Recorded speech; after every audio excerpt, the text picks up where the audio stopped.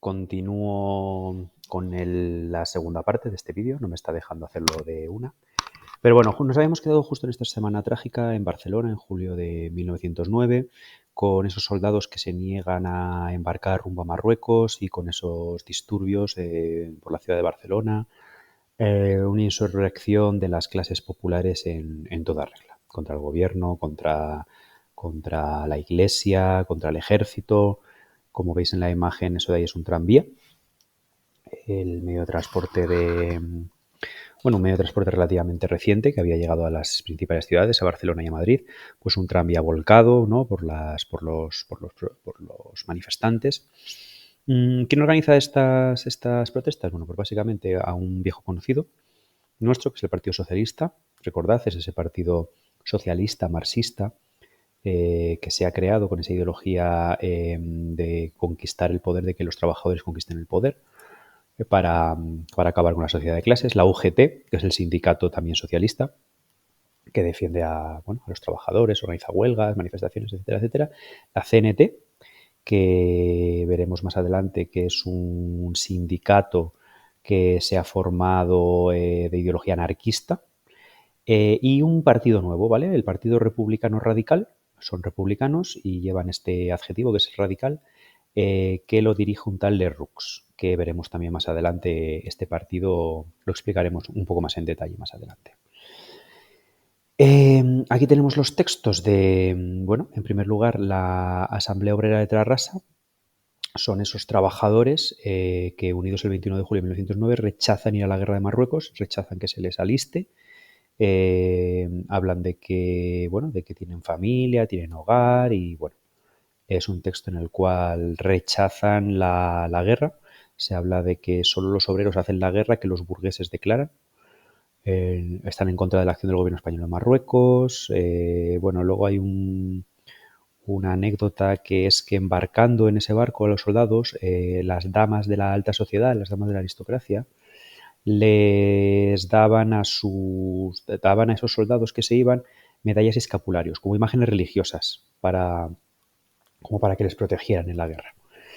Y eso se tomó como un insulto contra ellos. Es decir, encima recochineo, encima de que vas a la guerra, pues recochineo, dándote ahí una estampita de un santo, de una santa. En general luego critican también a los partidos republicanos, que no están haciendo nada para oponerse a la guerra. Y aquí tenemos el testimonio, ¿no?, de un espectador de esa semana trágica. Está hablando de los incendios, de las revueltas. El gobierno reprime duramente lo que está ocurriendo en Barcelona, ¿vale? El gobierno desde Madrid pues manda al ejército directamente. Maura declara el estado de guerra. Cuando se declara el estado de guerra en un lugar, en este caso en Barcelona, se cancela la Constitución y todos los derechos y libertades que puedan tener las personas, y la autoridad pasa a manos del ejército, que actúa como si fuera una guerra, efectivamente, como si fuera una guerra, y el enemigo son esos manifestantes. Después de la semana trágica, el gobierno recupera el control de Barcelona. Hay 2.000 procesados, 2.000 juicios a 2.000 personas que se les acusa de haber participado en esa semana trágica, y las condenas son 175 penas de destierro, 55 cadenas perpetuas y 5 condenas a muerte.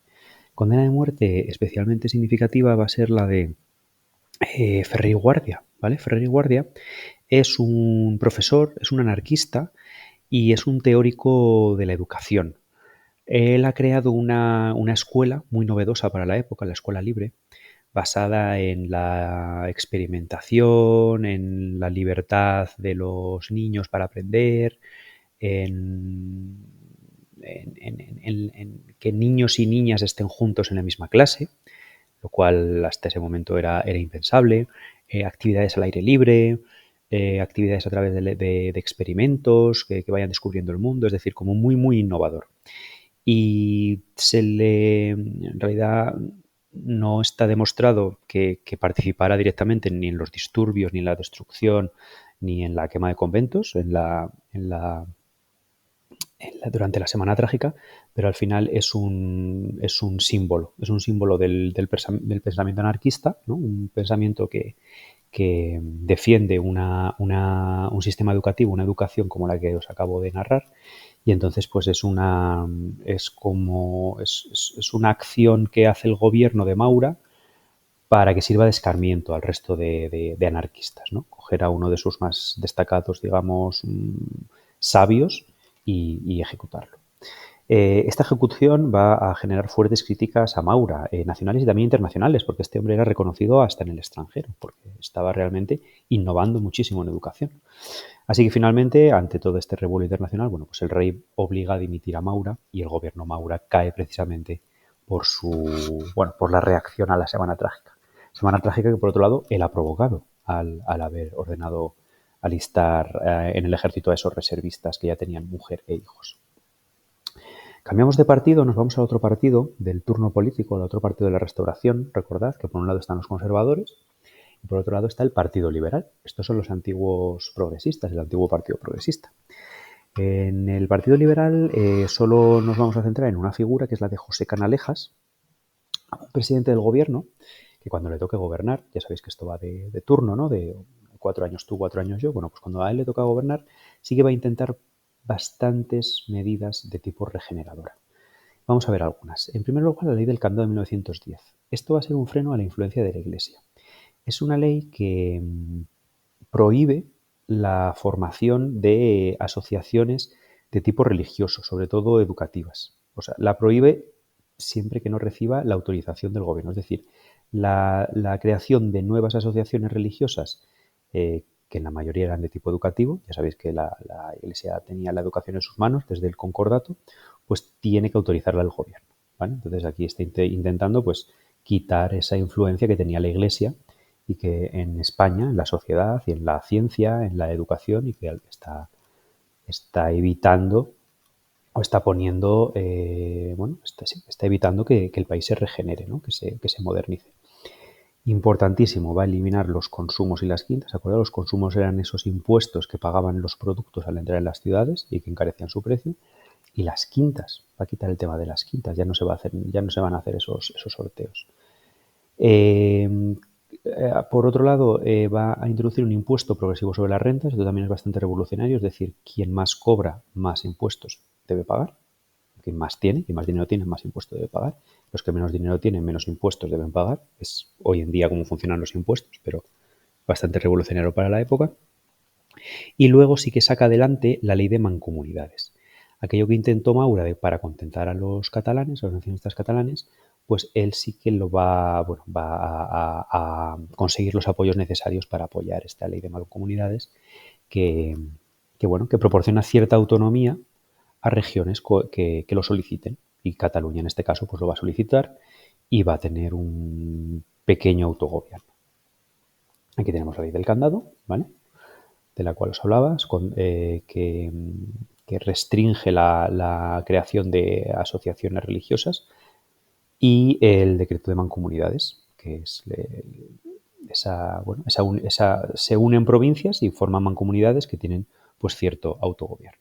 Y en este caso se crea la de Cataluña. Sin embargo, pues Canalejas no podrá hacer mucho más, porque en 1912, mientras mira el escaparate de una librería en Madrid, pues es asesinado por un anarquista. Ya sabéis que los anarquistas siempre andan con este tipo de atentados y asesinatos contra los políticos, contra el rey, contra los militares, contra la iglesia y contra todo aquello que pertenezca a la burguesía. Pasamos ahora a la siguiente parte del tema, que es la oposición al sistema. ¿Quién se está oponiendo a los conservadores y a los liberales? ¿Quién se está oponiendo a la restauración? ¿Quién está poniendo más problemas a este régimen, ¿no? A Alfonso XIII. ¿Quién está en contra de Alfonso XIII?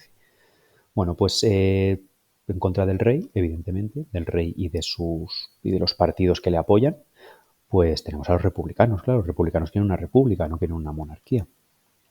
Estos republicanos en esta época, recordad, estamos a principios de siglo, 1902, entre 1902 y 1920 más o menos, pues encontramos dos partidos republicanos. El Partido Radical es el Lerroux, que ya había salido antes, y el Partido Reformista, ¿vale? ¿Quién es este Lerroux? Bueno, pues Lerroux es este señor con bigote, eh, y podríamos definirlo como un partido demagógico y populista. Es decir, agita las masas, les azuza a las masas para que se alboroten, para que se rebelen. Las masas son las clases populares, para que hagan para que salgan a la calle, para que apoyen este partido, pero en el fondo no quiere una revolución. Es decir, Lerroux es burgués, Lerroux es de la clase alta de la sociedad y a Lerroux no le interesa una revolución en la cual va a perder todo su dinero, su casa, su negocio. Es decir, por eso es populista y demagógico. Defiende cosas o utiliza medios que en el fondo no le interesan. No le interesa el resultado que pueda salir de ellos. Además, este partido radical de Lerroux tiene un claro componente anticlerical. Es el responsable de muchos de esas quemas de conventos que se van a producir en la Semana Trágica y demás. Y curiosamente también es anticatalanista, a pesar de que Lerroux bueno, el partido se hace fuerte en Cataluña, pero está en contra no de los catalanes, sino de los nacionalistas catalanes, ¿vale? Y por otro lado encontramos el Partido Reformista, donde encontramos pues, a gente famosa como el filósofo Ortega y Gasset, ¿vale? Con intelectuales. Es minoritario, mucho menos minoritario que el Partido Radical, y acabará colaborando con la monarquía. Como se ve en esta caricatura, es su líder, Melquíades Álvarez, que bueno, el nombre no es importante, pero como veis tienen las manos pues los dos símbolos, el de la monarquía, la corona, y el gorro frigio, que es el de la república. Entonces, bueno, pues no sabe muy bien cuál coger, ¿no? Aquí tenemos un texto que define bastante bien cuál es el pensamiento de Lerroux. Es un llamamiento de Lerroux a los jóvenes. Entonces, le dice que se rebelen, que sean arrogantes los jóvenes, que sean osados, que sean valerosos, que entren a saco en la civilización decadente y miserable de este país, que destruyan los templos, o sea, que destruyan las iglesias. Dice, llega a decir, alzad el velo de las novicias, de las monjas, y elevadlas a la categoría de madres para virilizar la especie. Es decir, está diciendo que está animando a la violación de monjas, ¿no?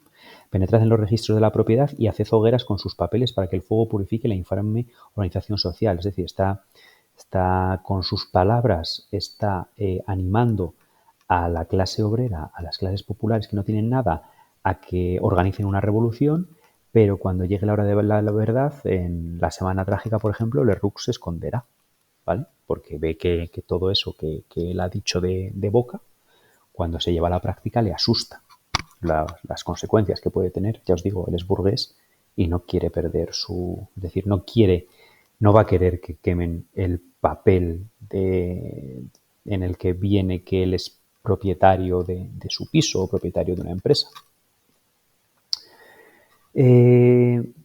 Siguiendo con la oposición al sistema, estos también son viejos conocidos, ya sabéis, los nacionalismos se oponen al rey en general, se oponen al sistema de la restauración, porque es un sistema donde los nacionalismos no encajan. En ese sistema de turnismo entre el Partido Conservador y el Partido Liberal no hay hueco para estos partidos y por eso se oponen al sistema. Son estas burguesías de territorios periféricos como Cataluña, como el País Vasco, como Galicia. Y bueno, ya metidos en el siglo XX, pues ha habido algunos cambios. Pues por ejemplo, el nacionalismo catalán pues ha formado un partido bastante importante, que es la Lliga Regionalista, de ideología conservadora. No pide la independencia de Cataluña, pide la autonomía, con importantes políticos como Prat de la Riba y Francesc Cambó, ¿vale? Que llegarán a ser incluso ministros, ¿vale? De gobiernos en Madrid. Y luego en 1922 tenemos la creación de otro partido político, Estat Català, que también son catalanistas, digamos, que también son nacionalistas, pero igual que la Lliga Regionalista es conservadora, es de derechas, Estat Català va a ser de izquierdas, ¿vale? Va a ser izquierdista e independentista, con su líder que es Francesc Macià.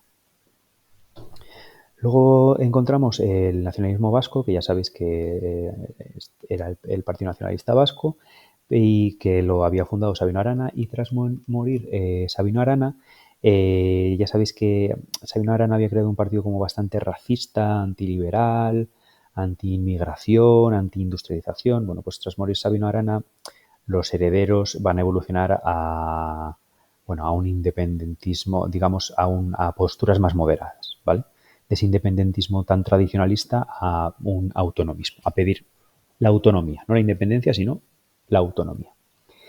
Y luego, en cuanto al gallego, bueno, pues ya vimos que era el más débil de los tres, sigue siendo minoritario, con partidos como la Liga Galega, y aparece en este momento también un nacionalismo andaluz, en Andalucía, también bastante minoritario, creado por Blas Infante. Y la última parte de oposición al sistema, pues es el que ya conocéis, el movimiento obrero, con los dos grupos principales, socialistas y anarquistas.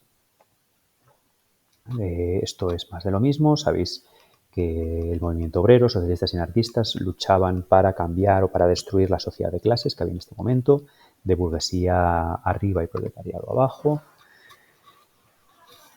Recordamos cómo vivían la clase obrera, retratado en este cuadro, retratado por Pío Baroja en La Busca, esas manifestaciones, huelgas que eran reprimidas con dureza por la Guardia Civil, bueno, todo esto ya lo sabéis.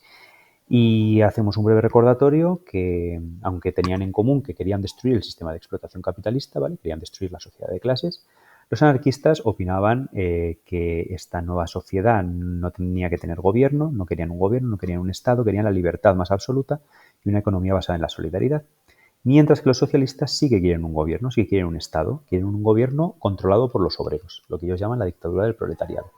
Quieren llegar a ese poder, quieren llegar a ese gobierno para cambiar la sociedad, para cambiar las cosas y sobre todo para controlar la economía, para que la economía pase al control del Estado.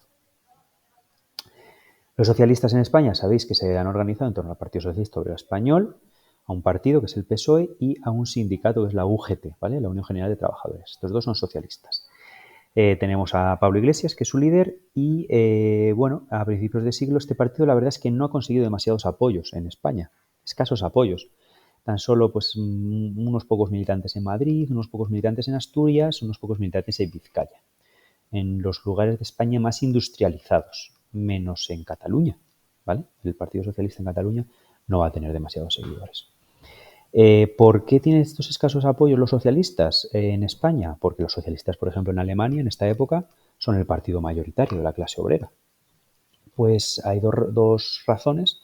En primer lugar, el gran peso que va a tener el anarquismo en España durante todo el siglo XIX y el siglo XX también.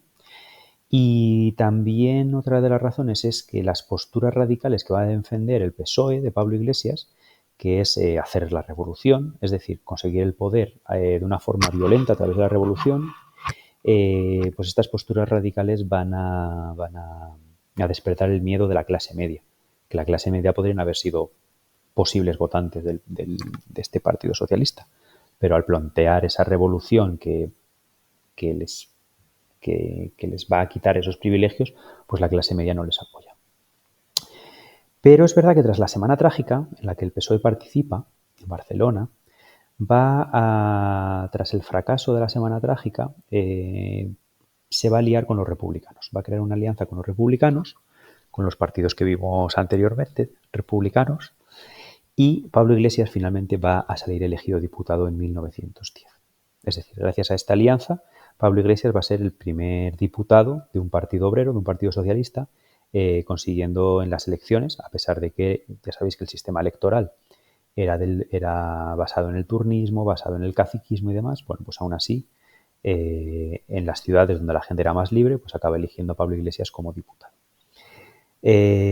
Tras la huelga de 1917, que ya veremos en el siguiente tema, el Partido Socialista se va a moderar bastante y va a abandonar muchas de sus posturas extremistas, pero eso ya lo veremos en el punto 8.2. Y por último tenemos al anarquismo, ¿vale? El anarquismo es la ideología más potente y con más seguidores entre las clases populares, entre las clases bajas, entre los trabajadores, entre los campesinos y entre los obreros industriales en España. Mucho más que el socialismo. Sobre todo va a tener gran fuerza y amplios apoyos en Cataluña, ¿vale? Los obreros industriales, la mayor parte van a ser anarquistas. Y en Andalucía todos esos jornaleros sin tierras también van a abrazar la causa del anarquismo. Recordamos que el anarquismo, bueno, conocemos, en esta época van a aparecer dos vertientes del anarquismo. Una ya la conocemos, es ese terrorismo contra las élites, es esa propaganda por el hecho, ¿vale? Con atentados, nuevos atentados, ahora que ha empezado el siglo XX, como el atentado durante la boda de Alfonso XIII en 1906, aquí veis una imagen, al paso del carruaje, cuando iban saliendo de la iglesia, pues unos anarquistas lanzaron bombas, intentaron matar al rey y a su esposa. Intentan asesinar a Maura en 1910, no lo consiguen, asesinan a Canalejas en 1912 y finalmente también asesinarán a otro presidente, a Dato, en 1921. Así que veis que los anarquistas siguen, bueno, un grupo de los anarquistas, un sector de los anarquistas va a seguir con estas estrategias para cambiar la sociedad, que es el terrorismo, y otro sector de los anarquistas van a apostar por el anarcosindicalismo. ¿Qué es el anarcosindicalismo? Bueno, es la creación de sindicatos y a través de esos sindicatos utilizar la huelga general. La huelga general ya sabéis que es la paralización de todas las actividades, de todos los trabajos en un lugar, puede ser en una ciudad, puede ser en una región, puede ser en un país entero, y utilizar esta huelga general como un instrumento revolucionario, es decir, como una forma de destruir el sistema. Si tú paras la producción de un país, si paras la política, si paras la economía, ¿no? Pues puedes llegar a que el sistema se desmorone y crear ese mundo nuevo que quieren crear los anarquistas. Existe este anarcosindicalismo, bueno, se crea en primer lugar un sindicato llamado Solidaridad Obrera, que tras la Semana Trágica desaparece, y en 1910 el sindicato importante, que ya va a durar muchos años y que va a tener un papel fundamental a partir de ahora en la historia de España, va a ser la CNT, la Confederación Nacional del Trabajo. Este es su símbolo, sus colores el rojo y el negro, y es un sindicato, como os digo, anarquista que defiende esta vertiente llamada anarcosindicalismo. Y aquí tenemos pues dos textos sobre el anarquismo. En el caso tenemos aquí la confesión o la carta que deja un anarquista que intenta atentar contra Martínez Campos, al cual se le detiene y finalmente se le ejecutará, y da sus razones de por qué ha intentado asesinar a Martínez Campos. Y este sería un texto de la vertiente terrorista de los anarquistas, y otro texto donde se defiende, un año después, en un congreso de la CNT, donde se defienden las ideas del anarcosindicalismo, es decir, de ese anarquismo que defiende la creación de un sindicato y la utilización de las huelgas generales para acabar con la sociedad, con el sistema y cambiar la sociedad que quieren cambiar los anarquistas. Bueno, espero que os haya gustado, que os haya entretenido, que no os hayáis dormido demasiado.